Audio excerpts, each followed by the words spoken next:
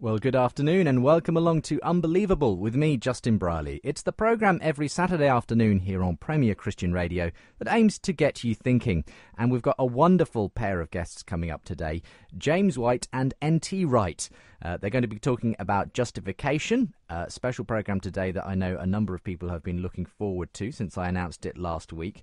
But before we get their full introductions and get into today's programme, can I tell you that Unbelievable the Conference 2013 is coming on Saturday the 25th of May. It's a conference for anyone interested in apologetics, evangelism, theology, thinking through your faith and how to present it rationally, reasonably to other people. It is, I would say, the major apologetics event of the year in central London. So if you can come along on Saturday the 25th of May, why not register your interest now? We've got a website up and running. Go to premier.org.uk/Jesus. That's premier.org.uk/Jesus. Why Jesus? Well, because of the theme of the conference.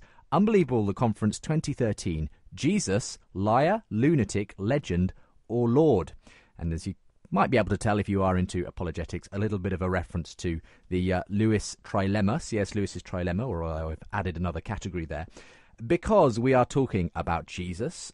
He asked his disciples, "Who do you say that I am?" That question resounds today. We're going to be looking in some depth with special guest speakers, Alister Mcgrath, Amy Orr-Ewing, Peter S. Williams, Fuzz Rana, Trevor Stammers, and other guests besides, at the question of Jesus, who he was, how we can transmit that truth to other people. We'll also be looking at C.S. Lewis and his continuing legacy after 50 years from his death.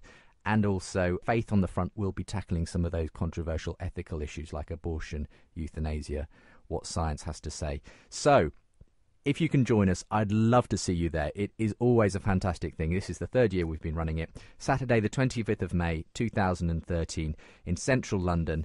Do go and register your interest, and we'll be able to do full booking once that becomes live. But you can, if you register your interest, give us your email address. You'll get the full details of what's happening at the conference. And, of course, you'll be the first to know when the booking lines do open. So premier.org.uk/Jesus is the place to go. Well, let me introduce today's guests. You're unbelievable. Well, I've really been looking forward to having N.T. Wright. Tom is, as he's often known, Tom Wright, N.T. Wright, joining me on the programme today, Research Professor of New Testament and Early Christianity at St Andrews University. And we're here to talk about what did St Paul really say about justification? That's the question that we're looking at on today's edition of Unbelievable. Tom has, in many ways, been at the forefront of looking into the historical Jesus, the resurrection. He's well known for some of those books he's written in those parts.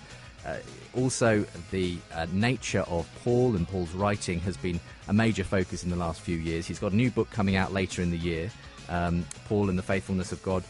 And a lot of the arguments, though, that have been raging in the academic world, in the theological world, have been to do with what he wrote about the nature of justification, that what's sometimes called the new perspective. So we're going to get to all that. Also on the programme, joining me today, a show regular, he's been on a number of times before, James White joins me, Director of Alpha and Omega Ministries, out in Arizona in the States. He's himself is a Bible scholar, and he's part of what you would call generally the Reformed tradition.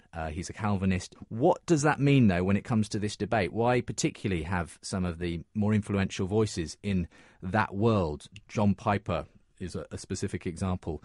Today, we're talking about justification. Welcome along, Tom, to the programme. Thank you very much. Good to be with you. Well, as I say, I've long wanted to have you on. So when I saw that there was a possibility of you coming in, I thought, let's nab him. Let's collar him at last. We're going to go with Tom, but N.T. Wright is how many people will know you as an author. Yes. You seem to be able to produce more books than I've had hot dinners.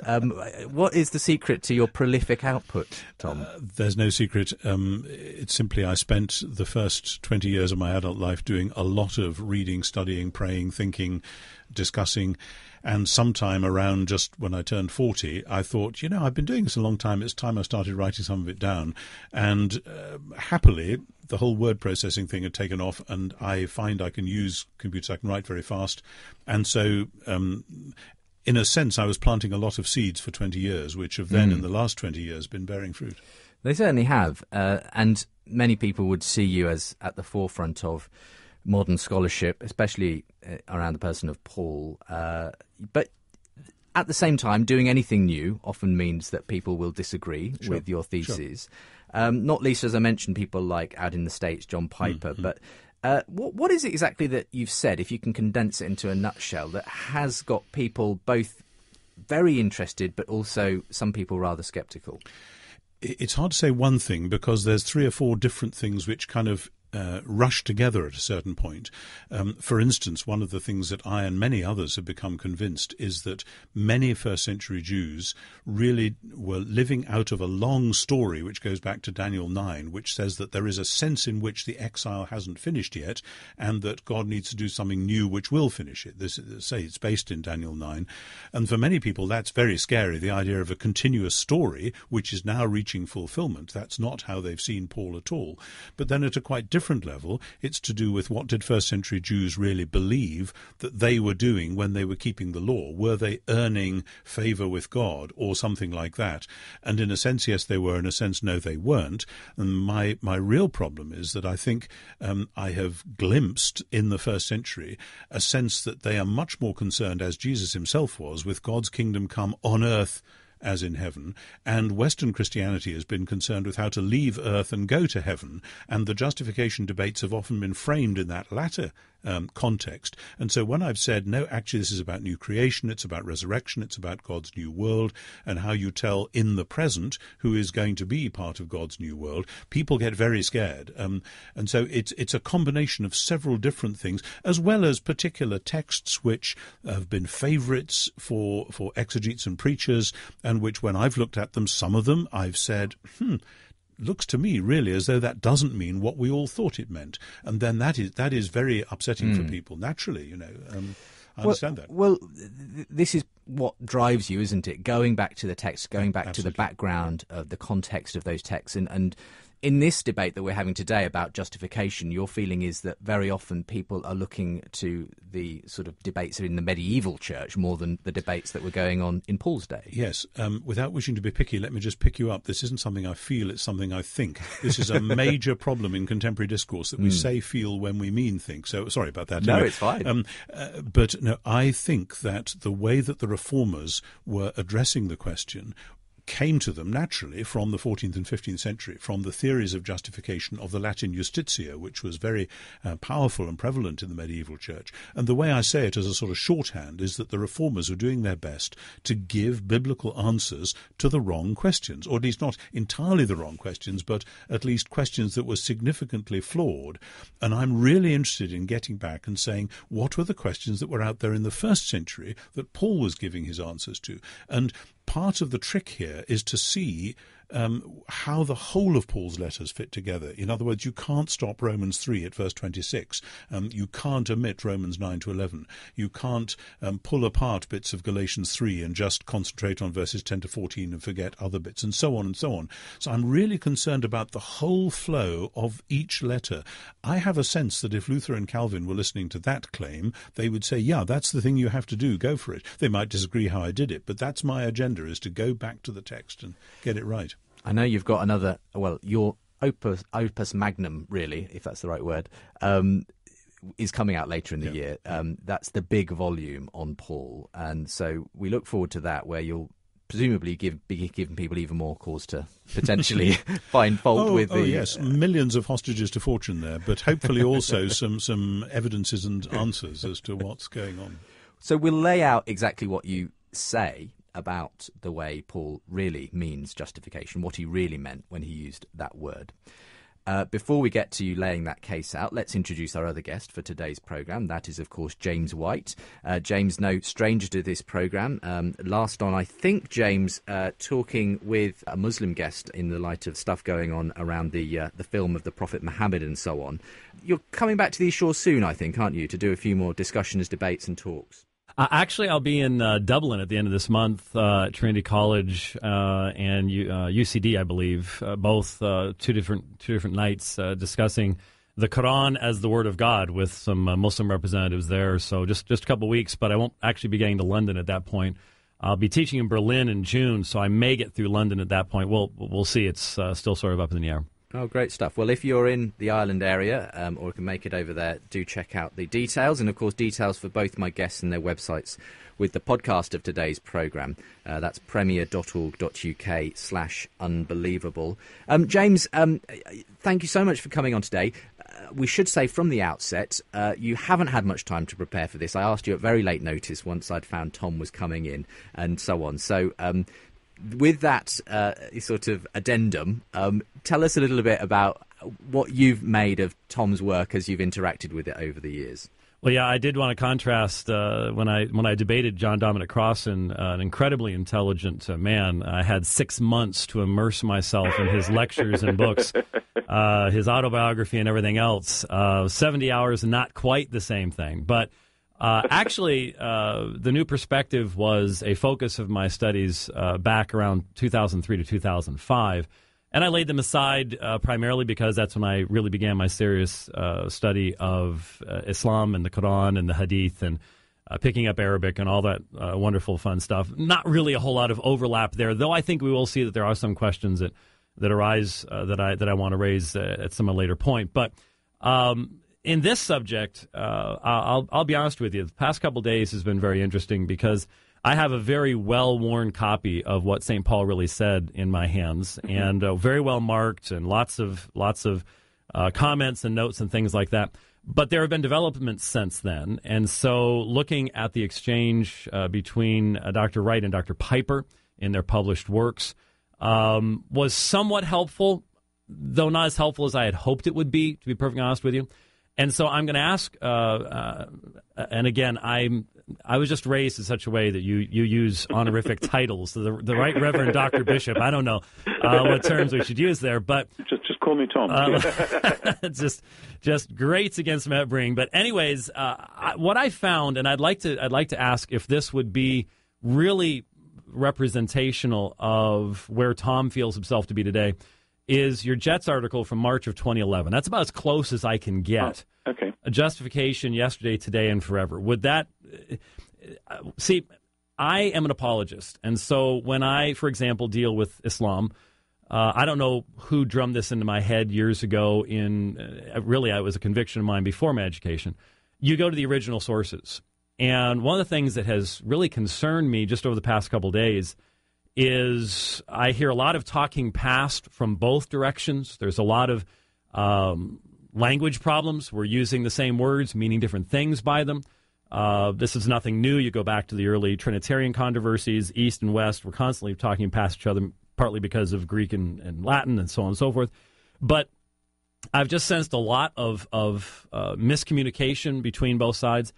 And especially in listening to people attempting to summarize new perspectivism, I just don't think that's even a possible thing to do. There are so many different new perspectives. I mean, there's so many different nuances between yourself and James D.G. Dunn or Sanders or whoever else it might be, that I tried to find a way of really focusing upon you individually because, for example, you have a much higher view of the consistency and inspiration of Scripture than many others who would call themselves new perspectivists. And that has to be brought out. If it's not brought out, there's going to be a flattening out, there's going to be a misrepresentation, and that's something I think you've complained about many, many times. In different contexts. So my background as an apologist primarily drove me to this article, and that's really where I'm going to be focusing my my comments, if that's useful to you. That is certainly useful, and in many ways, because of the constraints of a program like this, we won't be able to barely graze the surface of many of the issues here. But what we will hopefully do is lay out the perspective on justification, allow you some time to make some critiques, ask some questions, yourself, James, and see what Tom has to say in response, and let people go away and look up more things if they Absolutely. want to. But perhaps I could just say that Chet's article would be a good place to start. That was a recent short statement in a conference where I was in debate with Frank Thielman from Beeson Divinity School and Tom Schreiner from Southern Seminary, and both are scholars that I've enjoyed engaging with. I've used their work on other occasions. We're not head-to-head on everything. There's a lot we agree on. But let me just very firmly say yes to what was just said about the new perspective. There is no one thing called the new perspective. There are several different scholars with very, very different views, and indeed ever since the publication of Ed Sanders in 1977, which really got this thing going, I've spent as much time attacking or modifying or pulling away from Sanders as I have agreeing with him. He kind of alerted us all to one particular phenomenon, namely a misrepresentation of first-century Judaism. I don't think he got it right either, and the task is to go on beyond that and see now where can we all work on this. Well, that's the topic of today in general terms, the new perspective, even though it's a hard thing to pin down. But particularly within that new perspective, we're asking today, what did St. Paul really say about justification? We're going to get Tom to explain why he thinks the church has misunderstood what Paul meant by justification for quite a long time. If you want to get involved, if you want to respond to anything you hear on today's programme, I would welcome your emails. That's unbelievable@premier.org.uk. You can equally find me on Twitter @UnbelievableJB if you want to tweet me, and facebook.com/UnbelievableJB if you want to like the Facebook page. Don't forget all the links, including to both my guests today, James White and Tom Wright. I'm going to get confused, aren't I, between those two? They're all available from the show page, premier.org.uk/unbelievable. You're listening to the show that aims to get you thinking.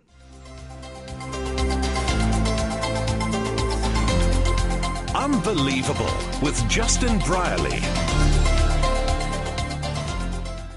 So, coming back to you then, Tom, and then we'll allow James to sort of start to question you on this. In a nutshell... I knew you were going to say that. You knew I was going to.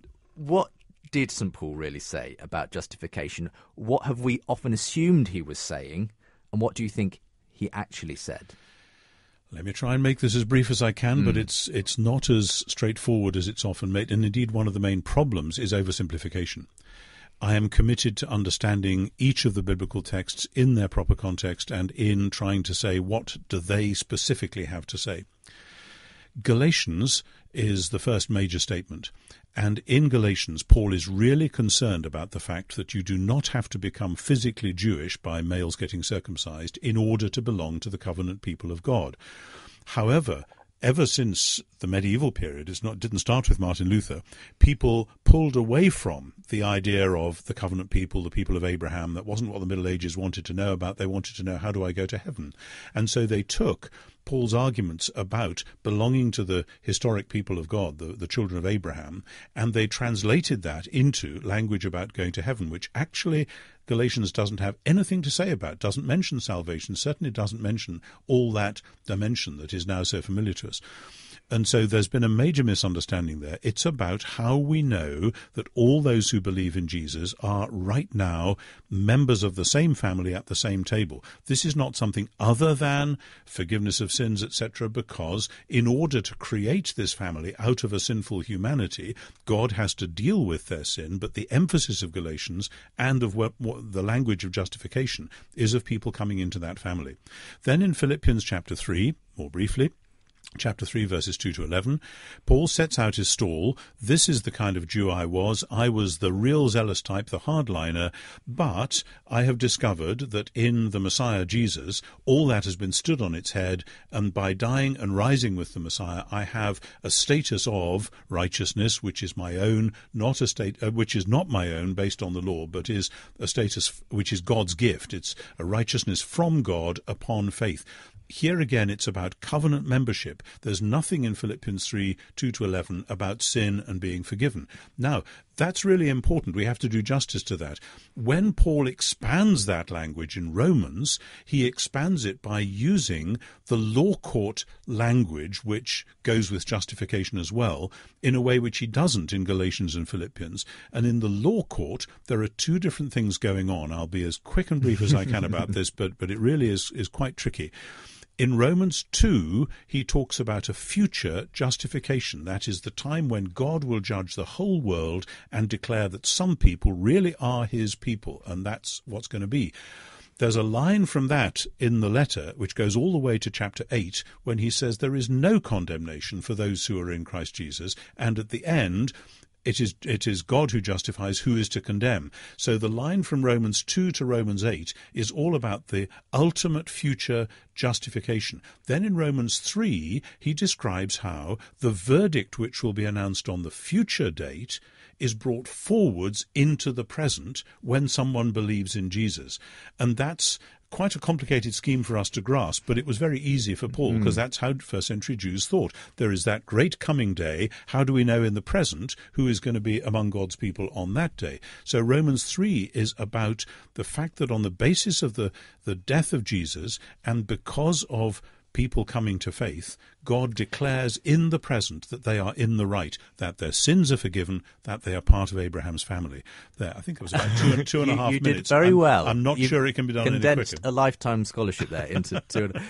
I mean, if I can try and spell this out, and you will have to correct me, but can we say that justification then, as far as Paul was concerned, is about membership more than personal salvation, if you like? This is precisely the either-or that we have to avoid. Okay. Because the membership question is the membership in the family of Abraham, and the purpose of Abraham's family was to undo the sin of Adam. That is the huge thing which, once you put that in the middle of the picture, everything becomes clear. Why do you want to belong to the family of Abraham, for goodness sake? Answer, because they are the people in whom the Adamic entail of sin and death has been dealt with. So it's got to be both.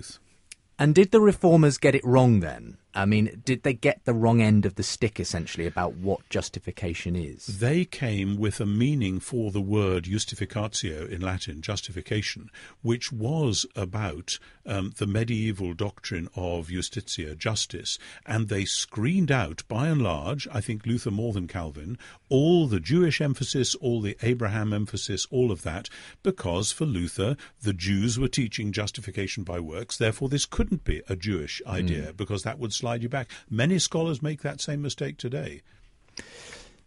Now, we'll get James to respond to this, but again, a lot of people seem worried that you're somehow undermining the we're saved by grace, because many people have said when Paul talks about his past life as a Jew, a law-keeping Jew, that says to us today that you're not going to get to heaven by your good works. It's all about what God has done for you in Jesus Christ, and that you are somehow undermining that core doctrine, that core, aspect of Protestant Christianity. Part of the difficulty is that the New Testament is not terribly interested about going to heaven. It's interested in the new heavens and the new earth, and in the kingdom of God coming on earth as in heaven. And as long as we persist in talking about how we get to heaven, we are reversing what the New Testament is really all about. Now, I've often said heaven is important, but it's not the end of the world. Yes, when we die, if we're Christ's, we go to be with Christ, which is far better.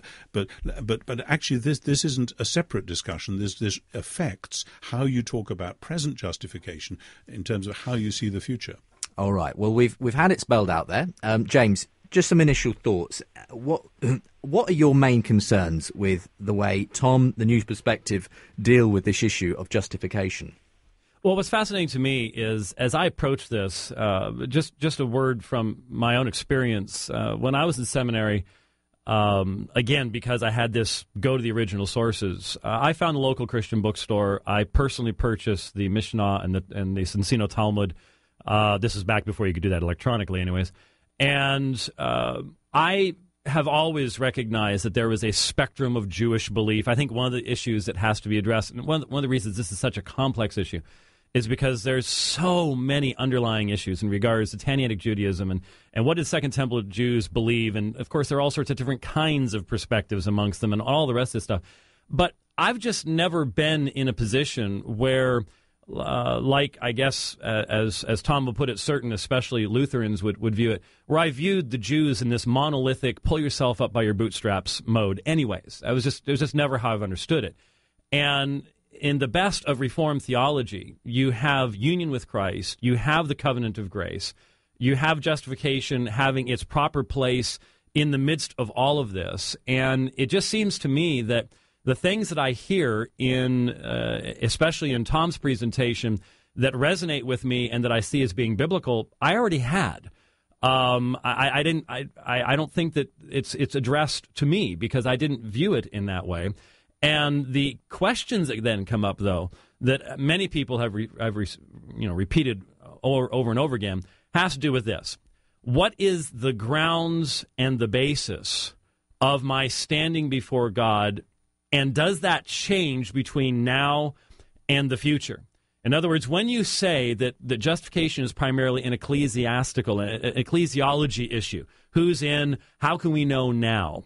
What is the grounds that I have as an individual in having peace with God? In however we understand Romans 4, and this would be one of the issues, I don't know if we're going to be able to get to it, but Tom's understanding of Romans 4:1, he will have to admit, is outside the normal range of exegesis there, same as 2 Corinthians 5:21, Romans 10, and how we understand some of the things there. There's some issues we can get into there, and that's where it becomes somewhat complicated. But how do we know?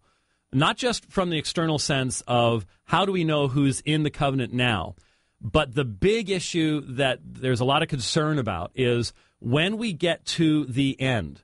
And Tom says that the final declaration of justification will be based upon the life lived. The issue of based upon, according to, these are all issues that the people become very uncomfortable with. I think I understand. I'm trying to understand, in distinction to other new perspectivists, what Tom is saying at that point. But my concern is that when I think about the Jews, I don't see them as moralists trying to pull themselves up by their bootstraps. But I do see, and I can't see how Paul can be read in any other way than speaking of a synergistic righteousness on their part. That's the new perspective, even as Tom enunciates it, I don't see how it closes the door on that synergism. And in fact, maybe one of the things that we can bring out... Just explain what you mean by synergistic. What I mean by that is, as I see what the Jews were saying, and as I see Paul's concern, it's not just, and the thing I appreciate about what Tom Wright is saying is, there is clearly a national and ethnic aspect to their concerns. But I don't think it's just that, because a person who would, for example, limit God's blessings to just our ethnic group, that doesn't speak well of their entire moral character. And clearly, when we read Matthew, when we read all that Paul says, there was an ethical and moral aspect to what the Jews were saying as well. And so the kind of law-keeping that they were doing partook of both of these aspects, and hence the meritorious standing before God comes from their fulfillment of these things. It's both ethical and moral. And I don't know how the new perspective, or at least let's leave that terminology aside, how Tom's position, in light of his statement that the final verdict of justification was based upon the life lived, how it can close the door on that cooperation where you have a mixture of God's gracious extension of the covenant and bringing people into the covenant graciously and all those things. But you see, the issue of the Reformation was not the necessity of grace. I mean, the Council of Trent condemned anyone who said that you can be saved apart from God's grace. The issue of the Reformation has never been the necessity of grace. The issue of the Reformation has always been the sufficiency of grace. And that's really where the issue is. The discomfort exists, shall we say. It also, by the way, I've just got to mention this, and I'll just throw it out there because we're going to have to cover it later. Also, the issue of grounds touches on the issue of imputation. And imputation has to be discussed a little bit later on. We will talk about imputation. We're right now going to go to a break. It's already time for our first break, believe it or not. And then we'll let Tom respond to some of James's concerns there. We're talking about St. Paul and what he really said about justification. My special guest with me in studio today is Professor N.T. Wright, Tom, as he's also known, Tom Wright, Research Professor of New Testament and Early Christianity, the Early Church at St. Andrews University, author of many, many books. And, of course, this issue has been one that he's written on a few times. Well, James White, Director of Alpha and Omega Ministries, is on the line from the States, and we're getting their conversation on this whole area of what Paul really meant about justification. Come back in a couple of minutes' time, and we'll be continuing. Welcome back to Unbelievable with me, Justin Brierley. Back into our discussion between N.T. Wright and James White in just a moment's time. Just a quick reminder that you can now register your interest to attend Unbelievable, the Conference 2013, Jesus, Liar, Lunatic, Legend, or Lord, happening on Saturday the 25th of May. Just visit the website premier.org.uk/Jesus and you can leave your email address with us. You'll get in return the full details of the conference, what the seminars are, who's going to be speaking about what, and of course you'll be the first to know once you can finalise your booking. premier.org.uk/Jesus is the place to go. We're going to be joined by some amazing speakers. Alister Mcgrath, one of the world's frankly foremost theologians and apologists, Professor of Theology, Ministry and Education at King's College London. Amy Orr Ewing travels the world as a speaker and trainer for RZIM. Fazal Rana, Fuzz to his friends, Executive Vice President of Research and Apologetics at Reasons to Believe. Peter S. Williams, Christian philosopher. Dr. Trevor Stammers, over 30 years of experience as a practicing GP, former head of the Christian Medical Fellowship. Find out more, premier.org.uk/Jesus. You won't want to miss that. Let's get back into today's discussion. You're listening to Unbelievable on Premier Christian Radio. Tom, so we heard James in that section laying out some of his concerns, and essentially what it sounded to me like is he is worried that you are getting away from the fact that Paul was also talking about works righteousness and the idea that there was some kind of issue he was addressing around people trying to earn their way and so on. He talked about this synergy that exists. So he's saying it's both and. He's not denying everything you're saying, but he's saying... Yeah. Let me first say I'm delighted and not surprised, because I know that James is a Reformed theologian. I've often said that if the predominant mood of Pauline scholarship had been Reformed rather than Lutheran, the new perspective would not have been necessary, because that would have been what we'd all believed. In other words, it's a positive view of Judaism, a positive view of God giving the law to Moses, a positive view of the covenant which is now fulfilled, rather than, as with Lutheranism and some other schemes, a negative view, that was a bad thing, the wrong sort of religion, and Paul has blown it away. So James and I are clearly on the same page here, and actually this conversation is an inner Reformed conversation rather than other sorts. Anglicanism classically is a variety of Reformed theology. Not everyone knows that, but there it is. It's also other things. The real issue here is Scripture.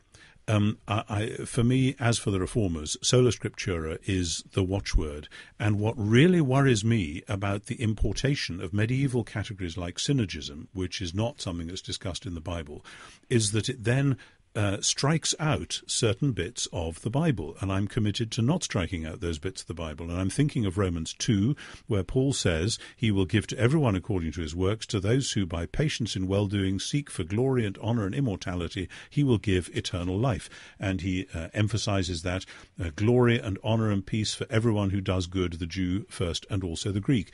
And he then says it's not those who hear the law who will be righteous, but those who do the law who will be justified. That's Romans 2, 12 and 13. So I want to stress to James, this isn't Tom Wright who's saying this isn't Paul who's saying this. Now, of course, many theologians have said, oh, well, Paul sets up that category, but then later on he declares that it's null and void, that nobody actually fits into it.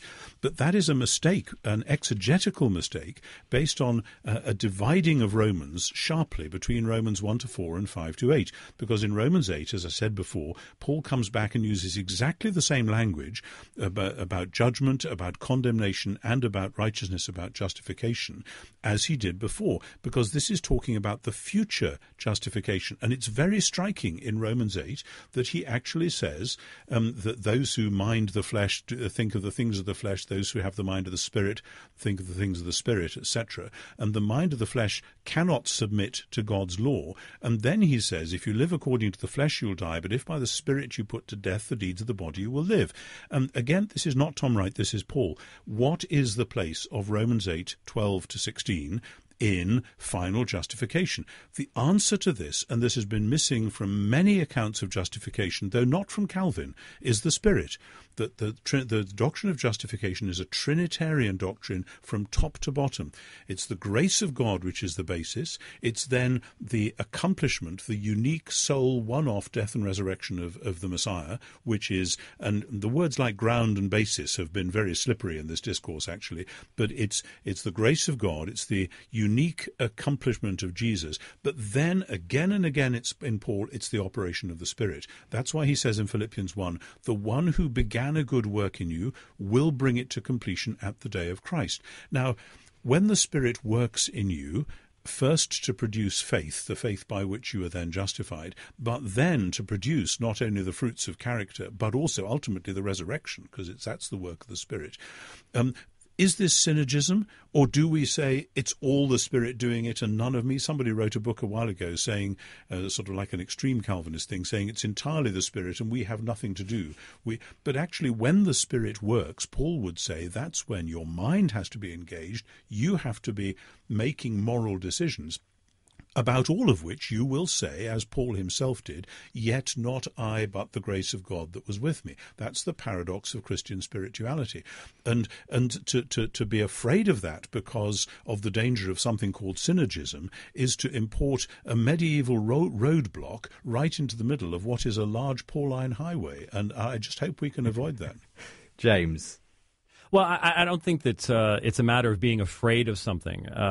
Obviously, what I'm concerned about, I want to be, and I believe are the same concerns that the Apostle Paul himself had. And when we look at, for example, Romans 2, I think Tom would admit his exegesis of the application of Romans 2:13 following was not Calvin's. His understanding of that text, I think, is pretty much the same way that I've understood it. And that is that Romans chapter 2, Paul turns to the Jews. He closes the door on any ground of self-righteousness, whether it's national or ethical or both. He closes the door, demonstrates that if you're going to possess the law, you have to be a doer of the law. But what's the conclusion of all this? It's the great catena of passages in Romans 3, drawn from the Jews' own scriptures that say no one does this. We need someone to do that for us, which takes us then into Romans 4. And you have one of the major areas, and this is one of the things. I'm just going to lay it out. There's no way in the amount of time we have we can even try to talk about the issues of Romans 4:1, or I do hope we can talk about 2 Corinthians 5:21 if we can at least talk about it briefly to try to throw these things out so that people can look at these things. But he goes into Romans chapter 4 and he talks about Abraham. And there's a very different way of reading that Tom would present in his commentary on Romans that basically says, well, does this mean that we have Abraham as our forefather according to the flesh in a covenantal sense? The vast majority of interpreters have understood this in a very different way, and that is, what did our forefather Abraham discover according to the flesh, and specifically the assertion that even Abraham, righteous Abraham, why was he righteous? Well, Genesis 15, most signal important passage on justification in the New Testament. How was Abraham justified? He was justified by faith. And then the contrast is drawn between the kind of faith that justifies, the kind of faith that does not justify, specifically in contrasting to the one who works. His reward is not reckoned according to grace, but as what is owed to him, categories of debt. Now, Tom would attach that due to misthos there back to Genesis 15. I think the closest contextual connection there between misthos is the concept of owing or debt that has been introduced by Paul there. And then he contrasts that with the one who does not work. And he uses the exact same even word order and just puts in the negation to show that he's giving you a 180-degree opposite concept here. The kind of faith that saves is the empty hand of faith that can fit into the hand of God's grace. And then he makes application not merely in a covenantal sense, which is still, it's always there. All of this is always in Christ. It's always in the covenant of grace. It's always there, but it's intensely personal because he goes to David and he goes to Psalm 32 and he says, you want to talk about the blessed man? Who is the blessed man? The blessed man is the one to whom the Lord will not impute his sins, which brings us to legizomai and imputation and all the rest of this stuff. We do have covenant themes here. It's always only in Christ. But my concern is, and it becomes a very pastoral concern, and hopefully we can ask this, maybe I can ask this question now and we can get to it later. But, well, let me go ahead and throw this out. As I stand, Lord willing, I'm going to have the opportunity of debating again in the East London Mosque. As I stand there dialoguing with men that you know, Justin, men who've been in there in the studio with us, as I speak the gospel to them, and I'm talking to them about having peace with God, Romans 5:1. Therefore, having been justified, we have peace with God. What true shalom? What is the ground or basis for that? How is it? And this is very important in talking to Muslims because the whole issue of jihad and Sharia and things like that comes in here. And one of the things I say to them, and I'd be interested in what Tom would think about this, one of the things that I present, that's part and parcel of the gospel I present, is that the reason I have peace is nothing in myself. The reason I have peace is because I possess something, and this is something that hasn't come out yet. This is where Tom and I have to discuss the righteousness of God. Now, I think I understand what Tom understands. He says this is the covenant faithfulness of God. Even when you talk about belief in the faithfulness of Christ, it's his faithfulness to his role as Messiah, so on and so forth. I understand where he's coming from. We can talk about subjective and objective genitives till the cows come home. But from my perspective, central to the gospel proclamation is the fact that the reason I have true shalom with God is because of the fact of the non-imputation of sin. Well, how can he do that justly? This is where the death of Christ comes in. It's because my sins have been laid upon him. Imputation, Isaiah 53. Tom and I believe a lot about the same things in Isaiah 53, but this is where I see it all coming together, and that's why, again, we come back to this issue of what's the final basis? What is the final basis, as it were, for, and we're talking about salvation here, we're talking about grace, and 2 Corinthians 5:21 has already been mentioned in this context. Let's talk about that then. In 2 Corinthians 5:20, do you want to respond first of all, and then we'll get to imputation and things? Okay. Just briefly, we don't have time to go anything like hard enough into Romans 4. It's obviously too complex and technical. It's a very interesting little bit. Our disagreements are oblique. I'm not saying no to everything James has said, and I don't think actually he's saying no to everything I've said. I'm struggling with the Greek, and it's very difficult Greek, to see how the whole chapter makes the sense it makes. And I notice that people who emphasize what James emphasizes, and many translations do, then have to put brackets around part of verses perhaps 16 and 17 in Romans, which are actually the climax of the chapter, but which, if you take the main theme to be what James thinks it is, are actually sort of falling off the edge. They're an aside about something else. Now, we haven't got time to go into that. Just to put down a marker that actually... I've got an article coming out about this. There's various things going on. But I really do want to go back to Romans 2 because all sorts of things happen there which are normally swept aside in exactly the way James did by saying, oh, well, you go to the Catena in chapter 3, which shows that, in fact, nobody ever makes this. But actually, in Romans 2:25 to 29, Paul sets up in advance a category of Gentiles who keep the law, the people who are by nature uncircumcised but who fulfill the law, and they will judge you, the Jew who has the letter but breaks the law. Paul is clearly here talking about Christian Gentiles who in some sense or other keep the law. Now, this is a tease. Paul hasn't told us how they keep the law, and he teases us again at the end of Romans 3 when he talks about the law of faith. He does it again in Romans 8 when he talks about the mind of the flesh doesn't submit to the law, but the mind of the Spirit by implication does. It's only when we get to Romans 10 that we discover he has redefined what he means by keeping the law,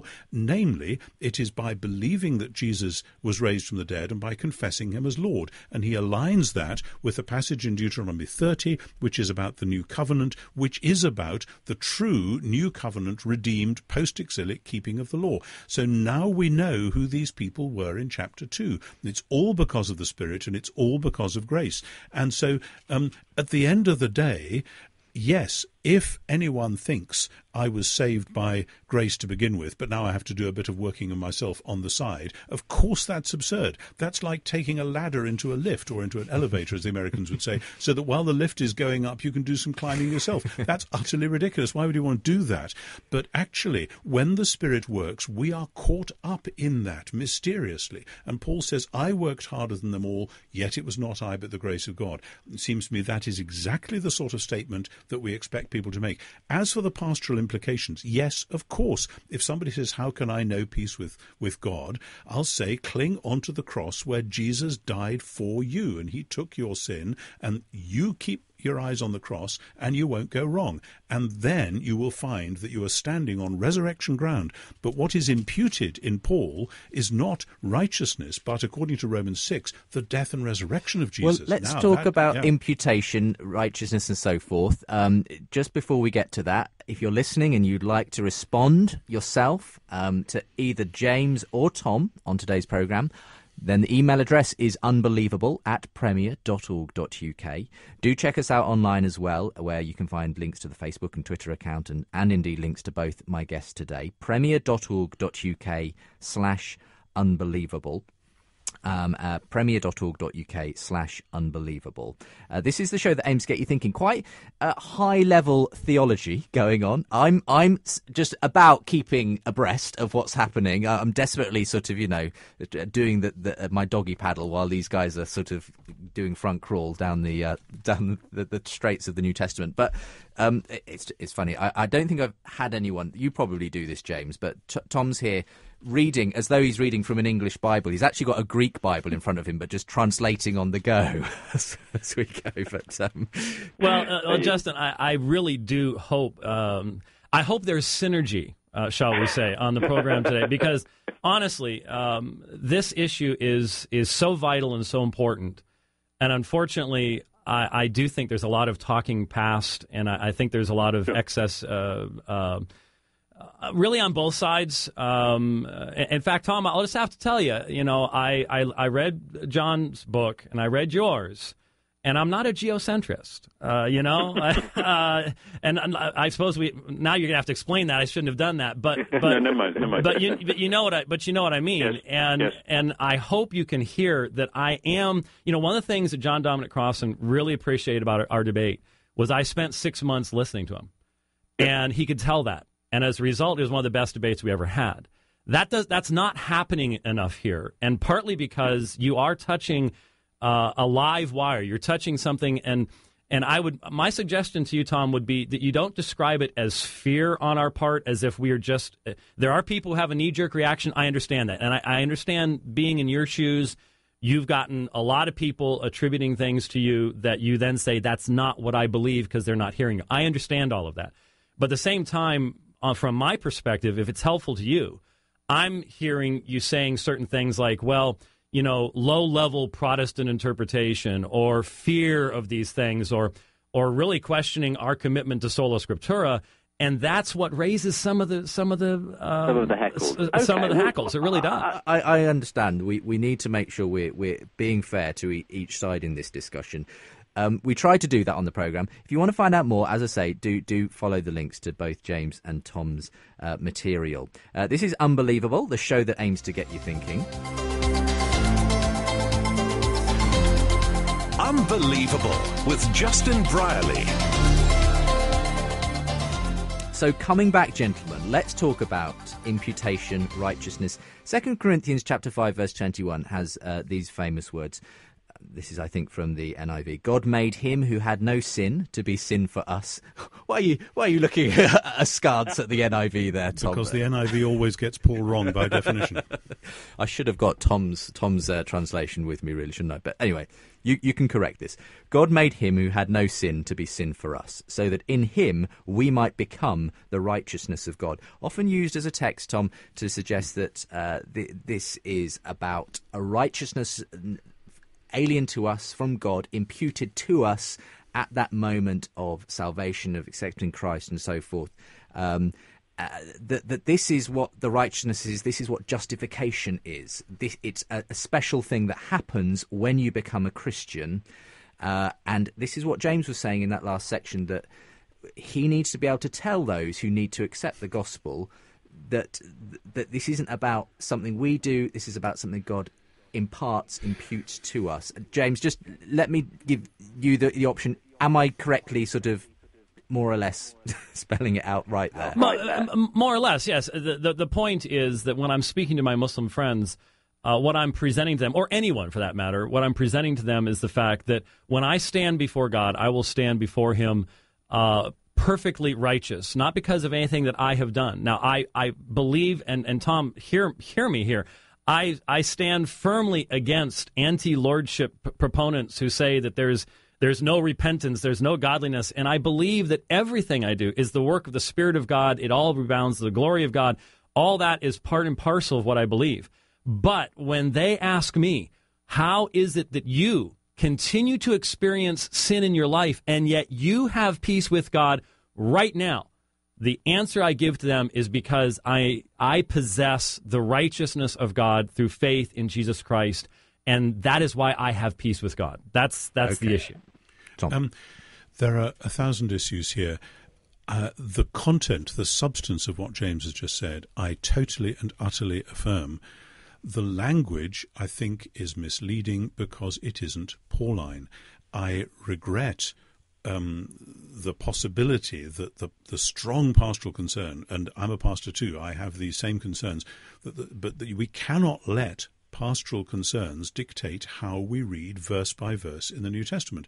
Actually, I believe everything James has just said is firmly stated in the New Testament in all sorts of ways, actually stated even more sharply and excitingly than that, but that the texts which are now used simply don't refer to that. My teacher, George Caird, we used to fight about Romans 7, and frequently he would say, I don't think Paul would disagree with what you just said, but I don't think that's what he's talking about in Romans 7. And finally, after about 5 years, we came to a common mind eventually, and we both actually changed our minds.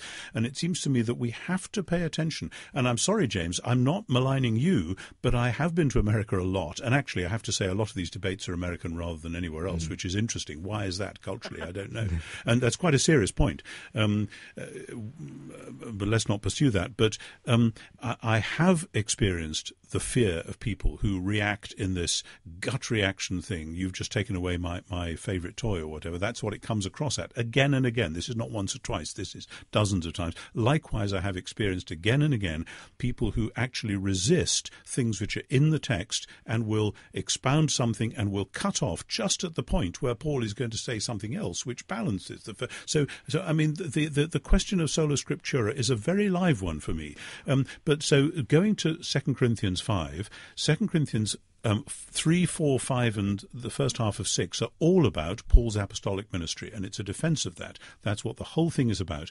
And the last 3 verses before 5:21, he keeps on doing this balancing thing. Something has happened because of Christ, therefore something is now true of my ministry. God was in Christ reconciling the world to himself, not reckoning their trespasses against them. Fantastic, of course, yes, and entrusting to us the message of reconciliation. So he's going on, this is what God has done in Christ once and for all, and this is the ministry we now have. And the natural way of reading verse 21 is then, the one who did not know sin, he made to be sin for us, so that we might have this covenant faithfulness of God as the thing which we are embodying in our ministry. And when you go on immediately, there's no chapter break for Paul, you find 2 verses later a quote from Isaiah 49, which in context says, I have given you as a covenant to the peoples. And that's the basic argument, but the subsidiary argument is that the phrase, the righteousness of God, demonstrably in the Old Testament, in the thing called the Bible, Isaiah and the Psalms, means the faithfulness of God to his covenant, not a status which God imputes to his people. We do have a righteous status, that is stated in Philippians 3, but Paul does not call it the righteousness of God, he calls it a righteousness from God. That may sound like a technical distinction, but if you don't take this, then there's all sorts of good things which Paul is saying which will never be heard. And for you, it doesn't make sense then of all those other references to where righteousness is used, which mean faithfulness, and it doesn't make sense to say that God somehow transfers his faithfulness to us. That's not what's being spoken about. God gives us the status of righteous in Christ. That's clear in Philippians. It's actually clear in Romans. It's clear all through. We have that righteous status, but this is not the same thing as the righteousness of God. And actually, this is a concern. It's a John Piper-like concern for the utter glory of God and the utter sovereignty and majesty of God. God is faithful to his covenant, and therefore all those who believe, he gives them a righteous status, which is exactly what James was talking about. But that is not what this verse is saying. Okay, couple of minutes to respond, James. Yeah, well, just right there at the end, if we are united with Christ, then we have what he has. We are united with him. And why the incarnation? The incarnation, why 33 years of life? See, this is where Reformed theology has very strongly emphasized not only the active and passive obedience of Christ, and those are post-biblical words, but they are descriptive of what the Bible itself is teaching. And obviously, Tom and I would probably defend the Trinity in very similar ways. You have to allow the text to speak, but you have to also hear all of what it's saying. When we go to 2 Corinthians 5, what is Paul talking about? I would agree. For example, I've dealt with this in dealing with apostolic authority with various groups and things like that. There is obviously that emphasis. However, he then starts talking about reconciliation. He starts talking about very personal issues regarding sin, the preaching of the gospel to the world. And so when it talks about we are ambassadors for Christ as though God were making an appeal through us, we beg you on behalf of Christ, be reconciled to God. This, of course, is deeply soteriological language. And so I think, I'm not sure if Tom has said this directly, and he's very careful about this in his book. He says, I don't like taking this perspective in the sense I don't like disagreeing with what has pretty much been the universal interpretation of this text. But he is taking a very unusual perspective, and I think when you do take a very unusual perspective, that puts a greater burden upon you. As far as exegesis and demonstration of it is concerned, when it says he made him who knew no sin, that knowing of no sin on Jesus' part is intensely personal. I mean, he was the spotless Lamb of God. That is why he sweat, as it were, drops of blood, because it wasn't fear of death. It was this exchange that was coming up. He made him who knew no sin to be sin on our behalf so that we might. And I would be interested, maybe if Tom could just comment briefly on how he translated genometha there. Did you say obtain or something like that? The normal translation is become. I was actually going to ask you that, because if Paul meant what you said, I don't think he would have written genometha. Why is that? Because it means become, and you're not talking about becoming, you're talking about a status. And likewise, if he'd meant what you meant, he should have said dikaiosune Christou, the righteousness of Christ, not the righteousness of God. There's a very slippery thing going on here where you're transferring from the righteousness, the supposed righteousness of God, to a supposed righteousness of Christ. And then this word become. How do you translate genometha? Well, a couple things. The category that has already been introduced in the first part of the verse is he made him. Obviously, poieo does not mean that the Son became sin in the sense of a ontological transformation. And so since there was a legal recognition on the part of the Father that the Son has taken a particular role, that's the only way the genometha, that's the only context in which we can translate that. And secondly, as to the righteousness of God, the righteousness of Christ, to distinguish between them in this context, I'm not trying to say that there's not the personal union with Christ here or something like that, but it is the Father who is the one who makes the judicial statement, and it's the triune action that provides this righteousness for us. So, by the way, my point is that the righteousness of God very frequently does have the meaning that you have. But the problem is, I think, and I'm certainly not the only one that said this, to limit it to only God's covenant faithfulness so that there cannot be, for example, the expansion of the law court language that we find in Romans 8, where it's not just a judge and the person before the judge, but there is an intermediary. This enriches and hence expands the category. Quick response to Tom, and then we're going to go to our break, and we're going to have to go to our final thought. I fully agree that what happens in Romans is the expansion of the law court category. And I think that happens because right from the beginning, the law court category was an expression in the Old Testament of the covenant. And so what you have at the end of Romans is the seamless transition from God, who is the judge, who is the one who will justify, to the love of God and the love of the Messiah. And they do flow together. I'm just very concerned, first, about the specific meaning of this phrase, dikaizuno theou, which everywhere else in Paul and everywhere else in the Old Testament means what I just said it meant, but also about the resonances of that Isaiah 49 quote in Romans, in 2 Corinthians 6:2, where Paul, as so often, quotes one verse but has the whole passage in mind, and the whole passage is about, as you would expect, because Paul is talking about ministry of the new covenant in 2 Corinthians 3 and throughout, that this is about God giving these apostles as covenant ministers, as a covenant to the people, a light to those in darkness, and so on. So I suspect theologically we are just not that far apart. I'm really concerned that we commit ourselves to working at the exegesis in its detail as well as its broad sweep. We are going to have to go to a break, and we'll allow James to respond. We'll have some time for getting together our final... We've obviously just touched on these issues, just a few of the issues that come about in this discussion, but we'll try and start to draw our thoughts together to a close in the next section. You're listening to Unbelievable, quite a high-level theological discussion today as we ask the question, what did St. Paul really say about justification? My guests today, Professor N.T. Wright and James White, Director of Alpha and Omega Ministries. Come back in a short moment's time as we conclude today's programme. Welcome back to the third and final part of today's Unbelievable with me, Justin Brierley. It's the programme that aims to get you thinking, and we've got a conference that we've been running now for the last 2 or 3 years. It's the third edition of the conference this year, Saturday the 25th of May in central London. Hope you can join us for that, because we've got some fantastic speakers coming along. Alister Mcgrath, who is, of course, a well-known theologian and apologist in his own right, scientist by background, debated number of high-profile atheists, best-selling author too.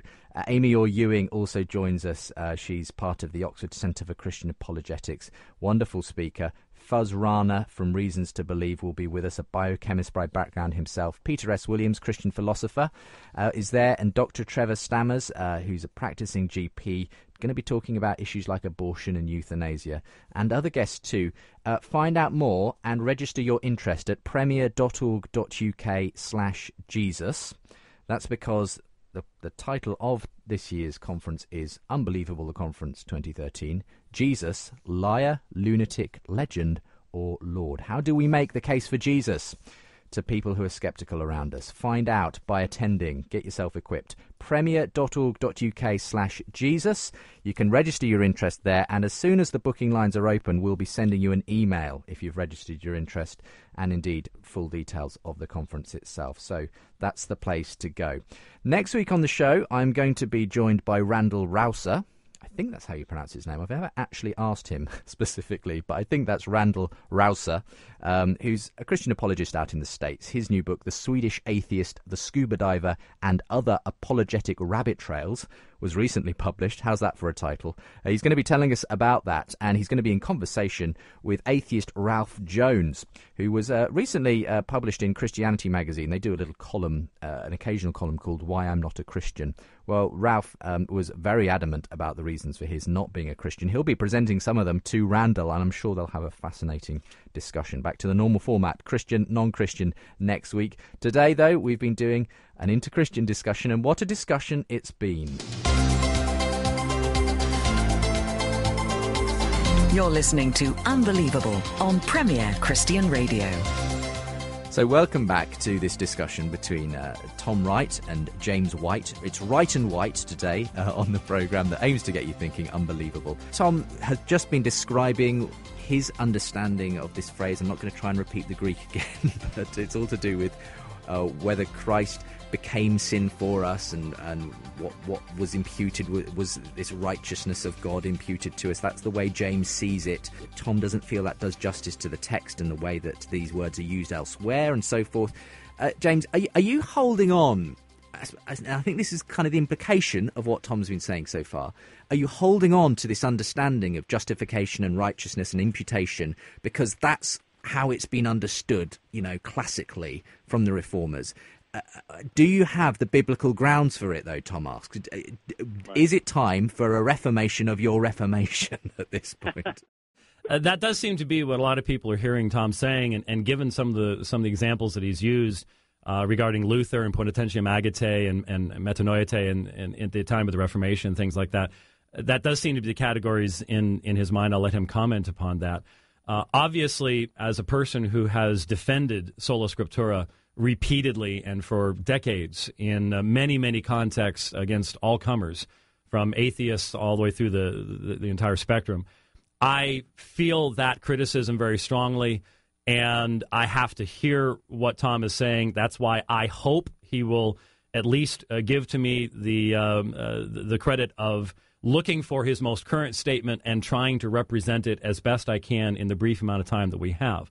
But I really do believe that when we look at a passage like 2 Corinthians 5, there is something that I think it's appropriate to say.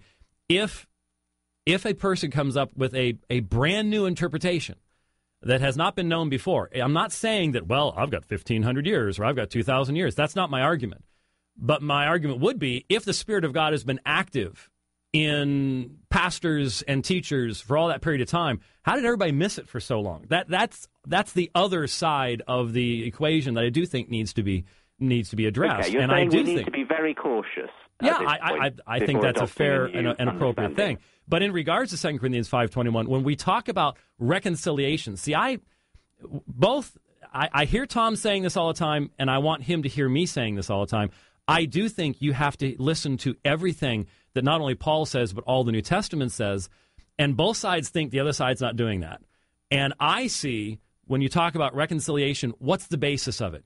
In light of the reality of sin and the alienation of God based upon that, in the sense of the wrath of God that is poured out, and the fact that man is katakanton, he's suppressing the knowledge of God, all these things, reconciliation, what's the basis of that? And that's what Paul's saying, is that he made him who knew no sin. We know sin.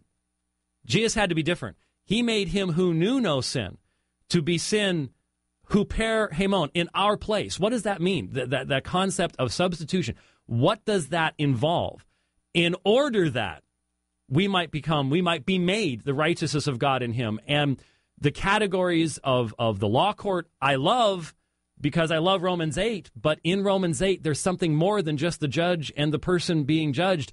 There is the intermediary. And so I go to Hebrews and I see the one standing before the throne, interceding, and I bring all these things together, and that's why I have to emphasize where I'm coming from, and that's why I do believe that we have this dialogue and the discussion going on. I hear all that, and obviously I want the rest of the New Testament in there, and that's why I've spent my life teaching it and writing about it and trying to hold it all together, particularly against those who try to pull it apart. I do. I mean, James, you will forgive me for saying that it is still slightly amusing to hear somebody coming from where you're coming from saying that basically the tradition has spoken, and who do you think you are to bring this new idea? That's exactly what they said to Luther and Calvin in the 16th century. Now, I hear, of course, if it's different, let's argue it. I have argued millimetre by millimetre, and I hope you'll see in my most recent work that 2 Corinthians 5:21, I've gone into it line by line, and I think genometha doesn't mean be made, it means become. May I just take you to another place? The place where Paul gives us the answer to the question that I think you're asking is Romans 6, verses, 9, 10, 11, but particularly 11. Likewise, you should reckon yourselves dead to sin and alive to God in the Messiah Jesus. This is the reckoning. This is the status. We reckon that because of Jesus, and yes, his substitutionary death, people have accused me of not believing in substitution. That's because they just haven't read what I've written, but I'm sure you wouldn't accuse me of that. It's clear I believe in substitutionary atonement. So all that imputation of our sin to Christ, yes, absolutely fine, we're on the same page.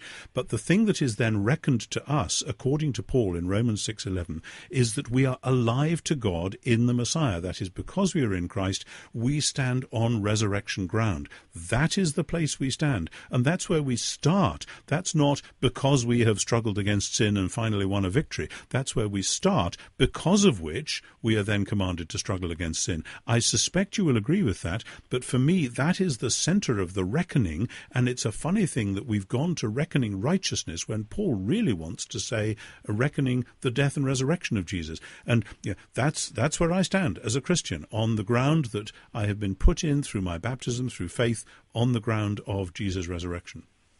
Well, let me just say, in response to the assertion that I'm saying, well, you're going against the grand tradition. That's not what I said. I tried to be very clear.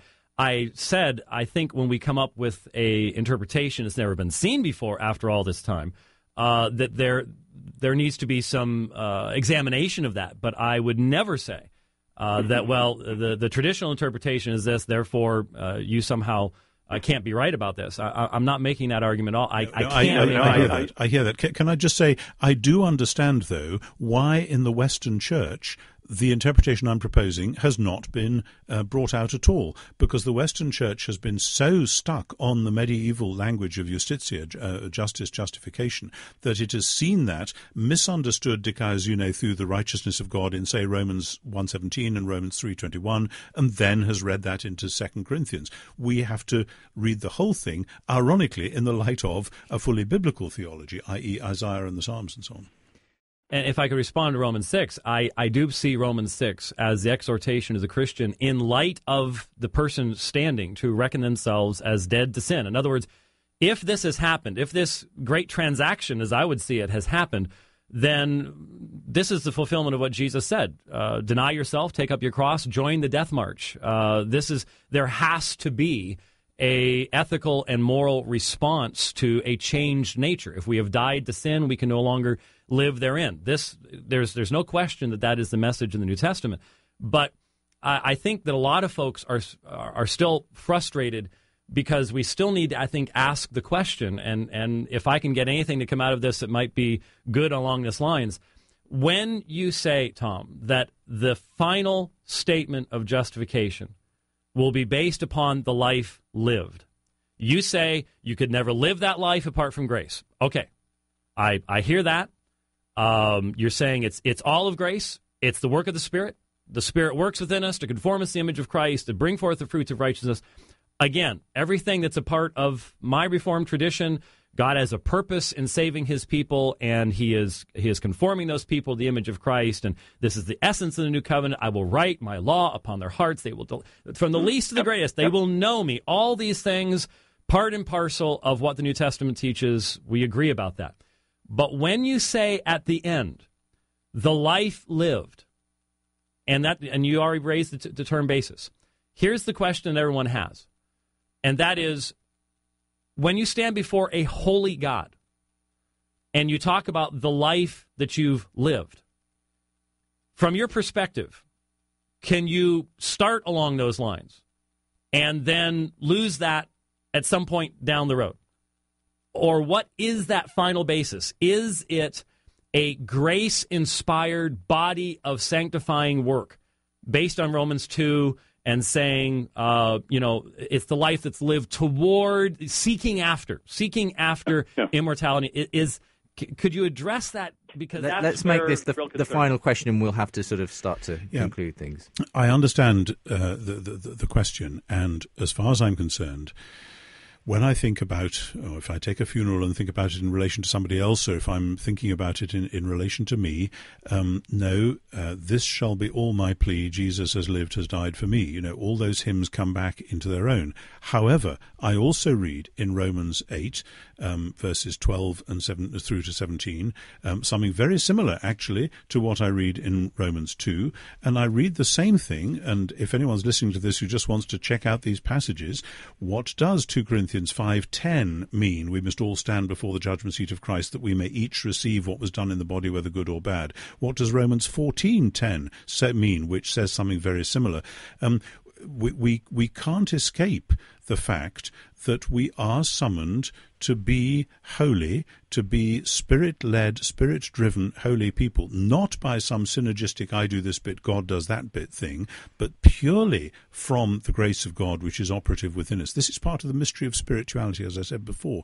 But at the end of the day, we go before our Maker, grasping onto the cross where our sin was dealt with, grateful for the Spirit which has enabled us to believe, and hopefully, what Paul says, the one who began the good work in you will bring it to completion. And when that happens, we don't say, here is something, by the way, that I've done on the side. We say, everything that has happened has been the work of God, the work of grace. And all I'm trying to do is to hold together these different statements of Scripture and not let one oust the other. James, thank you for joining us today. Do you just want to conclude with a few final words and we'll say goodbye? Well, yeah, I do think that is what both of us are trying to do. We want to hear all of Scripture. We're trying to hold it all together, and each one of us has our worldview, our system for doing that, and we need to be aware of what that system is. I just think that there is a real concern for a lot of folks, and I still continue to have a concern about the role that overriding presuppositions might have. We all have them. I recognize that. Tom Wright has them. Hopefully, we have at least gotten to the real issue here, and that is that we're talking about issues of what the righteousness of God means, what imputation means. And hopefully, as a result, there would be at least a little more clarity, maybe a little less of the anger and more of the real discussion that needs to be taking place in regards to this vitally important topic. Because, look, we have a world that is looking to us, and it's absolutely, it needs a clear message. It needs a very clear message. If you're listening and you're an atheist listener, lots of atheist listeners and agnostics listen to this program, Tom, they may be thinking, oh, Christianity is very complicated, isn't it? Goodness me. When it boils down to it, what is so important about this in the end when it comes to people's lives, God, how they live them? I want to say first, human life is complicated. Any look at any person, life is very complicated. However, there is an essential simplicity to it. And the simplicity at the heart of the Christian faith is simply Jesus. That basically, when it all comes down to it, it's looking long and hard at Jesus, for which you need the Gospels, you need Paul, you need Hebrews, you need everything. But then realizing something about what his death was about, something about the new world that began at his resurrection, something about the God we see in this Jesus. And I think most people, even little children, can actually grasp that. Tom, thank you for being with us. Thank you for talking about this very complex but stimulating sort of subject. What did St. Paul really say about justification? We look forward to your new book coming out, hopefully around November time this year, on St. Paul and the faithfulness of God. But for the moment, thank you for joining me on the programme today. Thanks also to James White. Unbelievable with Justin Brierley. Well, as ever, if you want to get in touch and leave your thoughts on today's programme, why not get in touch by email in the first instance? That's unbelievable@premier.org.uk. You can call the phone line and leave a voicemail message that way if you're listening. 08456 52 52 52 and select the option for Unbelievable. Don't forget, I'm sure a lot of chat about this will be happening on the Unbelievable Facebook page and via Twitter. So if you want to follow on Twitter, it's @UnbelievableJB and facebook.com/UnbelievableJB for the programme page on Facebook. All the links and, of course, links to my guests, Tom Wright's material and indeed James White's Alpha and Omega Ministries from the website, from the podcast of this programme. You can find that at premier.org.uk/unbelievable. Links also there to the website we've just put up about our new conference coming up in May. Saturday the 25th of May is when Unbelievable, the Conference 2013 takes place. I'd love to see you there. If you're interested in apologetics, defence of the faith, theology, evangelism, presenting the claims of Christ to sceptical people, then this is the conference for you. We're so pleased to be joined this year by Alister Mcgrath. Alister, of course, is at King's College London, where he's Professor of Theology there. A scientist by background, he has debated numerous high-profile atheists, author of best-selling books like The Dawkins Delusion. Amy Orr Ewing, another of our key speakers, travels the world as a speaker and trainer for ARZIM, as well as being involved in local church ministry with her husband Frog. She's now the curriculum director at the Oxford Centre for Christian Apologetics. Fuzz Rana from Reasons to Believe joins us. They're partnering with us again in the conference this year. A biochemist by background, he became actually convinced from his scientific work that life requires a creator. who he found was revealed in Jesus Christ. Peter S. Williams, Christian philosopher, works with the Damaris Trust. Great speaker, published many books critiquing atheism, defending Christianity. He's going to be with us. Dr. Trevor Stammers is a practicing GP. His Christian faith has led him to refuse to personally refer women for abortion. He's a lecturer in bioethics at St Mary's University College, Twickenham, former chairman of the Christian Medical Fellowship. So a great range of speakers for this conference, and we're going to be looking at Jesus, whether we can trust the biblical account of Jesus, other issues. C.S. Lewis, 50 years on, his contribution to apologetics, how it can inspire us today. Faith on the front line, dealing with ethical issues, science, abortion, euthanasia. Full details can be yours if you go to the website and register your interest. And then we'll send you the full conference schedule. premier.org.uk/Jesus, because the conference title is Jesus, Liar, Lunatic, Legend, or Lord. And we'll send you the details, and as soon as the full booking becomes enabled, you will be sent a link for that as well. premier.org.uk/Jesus is the place to go. Before we run out of time, let me bring at least a couple of emails from people who have been getting in touch the last few weeks. This is Morgan in Tennessee, says, love the show. This is exactly what the first Christians did, which is interact with the ideas around them, not run into a corner and hide. Excellent work. Having said that, I would love to hear a show on the current Adam and Eve genetics debate. I've read a fair amount of material, and John Collins has a great book, as I'm sure you're aware, but how does one of his suggested views square with Acts 17? I know these scholars haven't overlooked the passage, but I've not seen it explained very well. Without looking at Acts 17 and the particular arguments you mentioned, Morgan, I am at a loss to tell you anything about that. But yes, it is something that I've been thinking we should do, and there may be an opportunity coming up to do something along the lines of genetics, Adam and Eve, and so forth. I think that is probably something in the pipeline for the next couple of months at some point. Thanks to Jay, who is an atheist, I believe, has emailed me quite a bit this week, actually, but wanted to say that he really enjoyed the Keith Ward and Arif Ahmed discussion from last week. Those were the Christian and atheist philosopher. They joined me for a discussion and debate in Cambridge. It was a Veritas event, and we heard the recording of that last week. You said, great exchange between two thoughtful, intelligent, compassionate men. You did a fine job in facilitation. I was excited that they touched on some of my comments on a previous email. Just to draw a sharp contrast between the two to illustrate my points from yesterday, I'm quite sure Arif doesn't believe that Keith will suffer in hell for all eternity for not taking his point of view. However, the scriptures are quite clear about Arif. This thinking about fellow human beings can only be offensive to those who don't believe. These are the views that underline fundamental Christian theology. We have a tendency now to downplay and sanitize this as Christians, but it is core to what they believe.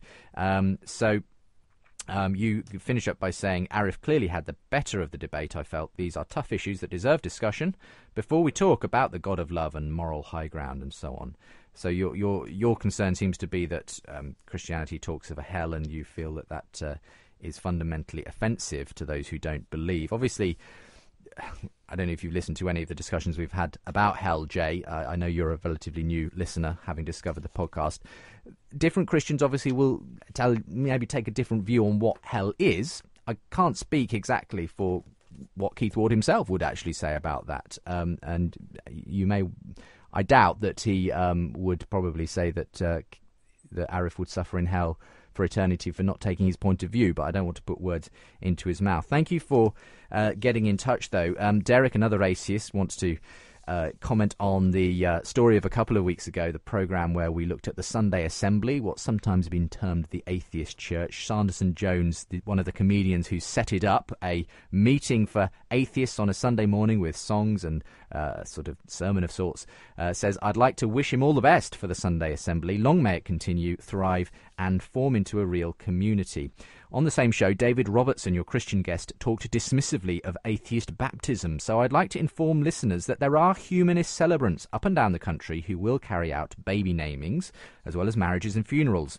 You can find out more on the British Humanist Association website.